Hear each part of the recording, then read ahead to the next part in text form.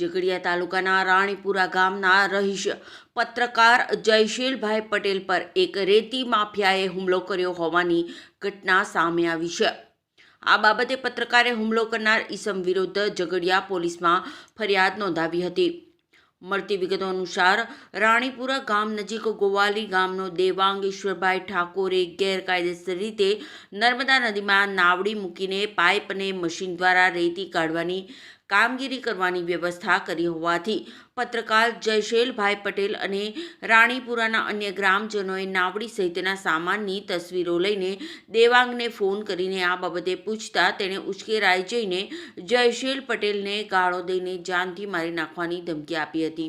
આ બાબતે ગ્રામજનો દ્વારા ભરૂચ જિલ્લા કલેક્ટરને લેખિતમાં ફરિયાદ પણ આપી હતી। ત્યારબાદ જયશીલ પટેલે ગાંધીનગર ખાણ ખનીજ વિભાગને તેમજ ઝઘડિયા પ્રાંત અધિકારીને ટેલિફોનિક જાણ કરી હતી। ત્યારબાદ ગતરોજ ખાણ ખનીજ વિભાગના અધિકારીઓ સ્થળ ઉપર આવ્યા હતા અને સ્થળ ઉપર પત્રકાર જયશીલ પટેલ, અન્ય ગ્રામજનો તેમજ મામલતદાર કચેરીના અધિકારીઓ પણ ત્યાં હાજર હતા। એ દરમિયાન દેવાંગ પાટણવાડિયા પણ ત્યાં આવ્યો હતો અને તેણે એકદમ ઉશ્કેરાઈ જઈને સ્થળ ઉપર હાજર અધિકારીઓની સામે પત્રકાર જયશીલ પટેલ સાથે ઝપાઝપી કરીને ગળું દબાવીને બેખડમાં દબાવી રાખ્યા હતા। સ્થળ ઉપર હાજર લોકોએ તેમને છોડાવ્યા હતા।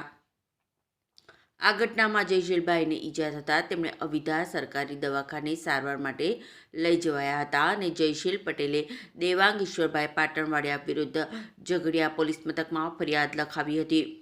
ઉલ્લેખનીય છે કે ઝઘડિયા તાલુકામાં બેફામ બનતા જતા ખનીજ માફિયાઓ પર તંત્ર કડક કાર્યવાહી કરે એવી માંગ ઉઠવા પામી છે।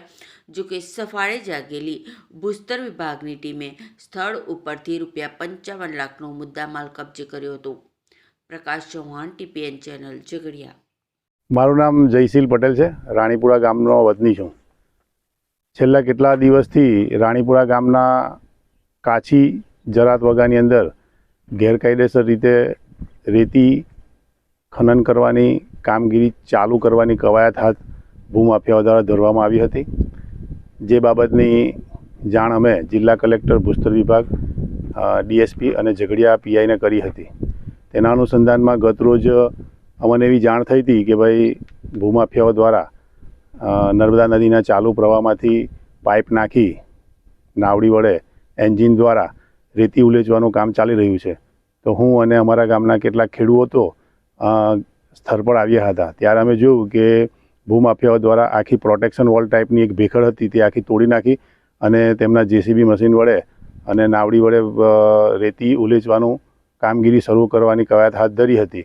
આ સંદર્ભે મેં જિલ્લા ભૂસ્તર અધિકારી, ઝઘડિયા PI અને પ્રાંત અધિકારીનો સંપર્ક કર્યો હતો, જેથી તેની ટીમ ત્યાં તાત્કાલિક અહીંયા પહોંચી હતી।